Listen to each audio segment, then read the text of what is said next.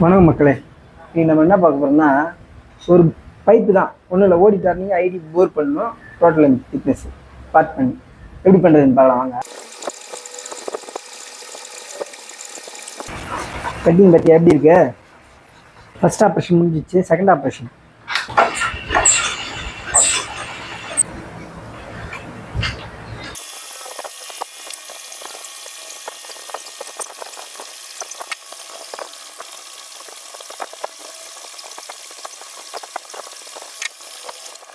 ரெண்டாவது ஆப்ரேஷன் முடிஞ்சிச்சு. மூணாவது ஆப்ரேஷன் போர் பண்ணிடலாம்.